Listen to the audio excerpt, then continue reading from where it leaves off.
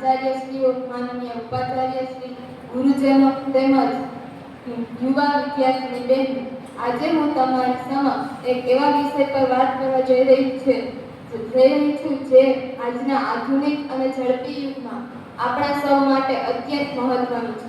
મારો વિષય છે ધૈર્ય અને સંયમ, આજના યુવાનોની સૌથી મોટી તાકાત. આજે આપણે એવી દુનિયામાં જીવી રહ્યા છીએ જ્યાં આપણે બધું તાત્કાલિક જોઈએ છે. તાત્કાલિક ફૂડ, તાત્કાલિક મેસેજિંગ, તાત્કાલિક સક્સેસ.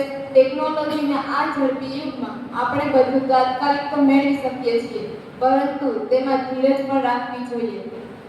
ધૈર્ય અને સંયમ, જેમાં ધૈર્ય એટલે માત્ર શાંતિથી બેસી રહેવું નહીં, પરંતુ આપણી મુશ્કેલ સમયમાં આપણે સહનતાપૂર્વક અને તેમને ધીરજપૂર્વક આપણે પ્રયત્ન કરતા રહેવું. તે પ્રયત્નોથી આપણે શાંતિથી આપણું કાર્ય કરી શકીએ. ઇતિહાસ સાક્ષી છે કે આ દુનિયામાં જે મહાન કાર્ય થયા છે તેની પાછળ સખત મહેનત અને અખૂટ ધ્યેય છુપાયેલું છે. જેમ એક નાનું બીજ રાતોરાત મોટું વૃક્ષ બની અને ફળ નથી આપતું, તેના માટે ઋતુઓ બદલવાની ધીરજ રાખવી જોઈએ. આજના યુવાનો પાસે અદ્ભુત ટેલેન્ટ, ઉર્જા અને આઈડિયાઝ છે. જો તેમાં ધૈર્યનો ઉમેરો થાય તો તેઓ અશક્યને પણ શક્ય બનાવી શકે છે. જ્યારે તમે કોઈ નવો સ્ટાર્ટઅપ શરૂ કરો છો, નવી સ્કિલ શીખો છો કે તમે કોઈ મોટી પરીક્ષાની તૈયારી કરો છો, ત્યારે તમને પરિણામ તરત નથી મળતું, પરંતુ તેના માટે આપણે ધીરજ રાખવી પડે છે. તેવી જ રીતે સંયમ એટલે પોતાની જાત પર, પોતાની લાગણીઓ પર અને બદલાતી પરિસ્થિતિઓ પર નિયંત્રણ રાખવું. આજના સોશિયલ મીડિયાના જમાનામાં જ્યાં ક્ષણિક આકર્ષકો અને ભટકાવ ડગલે પગલે છે, ત્યાં સંયમ જ યુવાનોનું સાચું સુરક્ષા કવચ છે. સોશિયલ મીડિયા પર મળતી લાઇક્સ કે નેગેટિવ કોમેન્ટ્સ પર પ્રભાવિત થયા વગર આપણે આપણા સંયમ પર રહેવું જોઈએ. સંયમથી જ આપણે આપણું આગળનું ધ્યેય નક્કી કરીએ છીએ.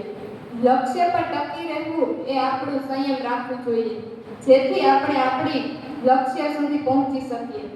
ધૈર્ય એ આપણને મજબૂત બનાવે છે. ધીરજના ફળ મીઠા હોય છે. આ માત્ર એક કહેવત નથી, પરંતુ જીવનનું ગૂઢ સત્ય છે. આજના યુવાનોની સૌથી મોટી તાકાત એ નથી કે તેઓ કેટલી ઝડપી દોડી શકે છે, પણ એ છે કે તેઓ પોતાની મુશ્કેલીમાં સમયમાં તેઓ પોતાની જાતને કેટલી શાંત અને સંયમિત રાખી શકે છે. ધૈર્ય આપણને પરિપક્વ બનાવે છે અને સંયમ આપણને મજબૂત બનાવે છે. જ્યારે આ બંને ગુણો આજના યુવાનોમાં આવી જાય તો તે પોતાની ઉર્જા અને બુદ્ધિમાં ભળી જાય છે. ત્યારે એક અજેય તાકાતનો જન્મ થાય છે, જે માત્ર વ્યક્તિનું જ નહીં, આખા સમાજ અને દેશનું ભવિષ્ય બદલી શકે છે. આવો આપણે સૌ આજથી જ આપણા જીવનમાં ધ્યેય અને સંયમને સ્થાન આપીને અને આપણી આંતરિક શક્તિને ઓળખીને સફળતાના શિખરો સર કરીએ. ધન્યવાદ. જય